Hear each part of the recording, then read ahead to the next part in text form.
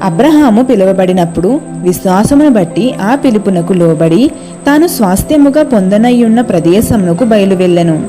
హెబ్రీయులకు రాసిన పత్రిక 11వ అధ్యాయం 8వ వచనం. తానెక్కడికి వెళ్తున్నాడో తనకి తెలియదు. తాను దేవుని వెంట వెళ్తున్నాడన్నది మాత్రం తెలుసు. అది చాలు అతనికి. ప్రయాణం మీద ఎక్కువ ఆశ పెట్టుకోలేదు, కానీ ప్రయాణం చెయ్యమన్న వాని మీద పూర్తిగా ఆధారపడ్డాడు.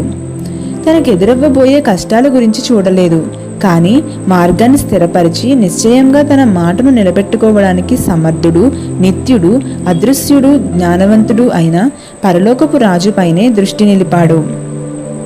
ఇది ఎంత మహిమాన్వితమైన విశ్వాసం! ఇది నీకియ్యబడిన పని. ఇవి నువ్వు చెయ్యగలిగిన విధులు. నీ ఆజ్ఞలు ఎలాంటివో అని నువ్వు పరీక్షించుకోనక్కరలేదు. వాటిని అనుసరించి ఓడను సముద్ర మార్గం పట్టించడమే నీ పని. అన్నిటినీ వదిలి లేచి క్రీస్తుని వెంబడించు.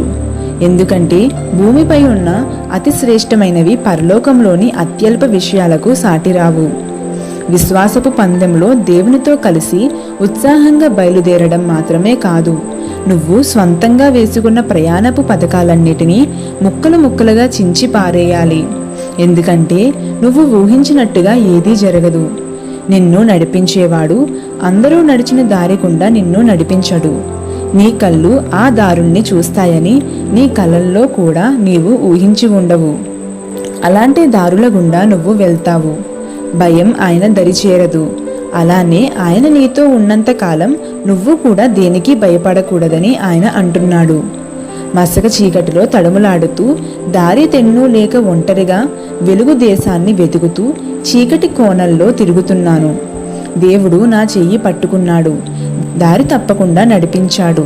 నాకు తెలియని క్షేమ మార్గాల్లో, నిశ్చల జలాల వెంట, పచ్చిక మైదానాల్లో ఆయన్ను అనుసరించాను. చీకటి చిన్న భిన్నమైపోయింది. అలసిన నయనాలు ఉదయాన్ని చూపాయి.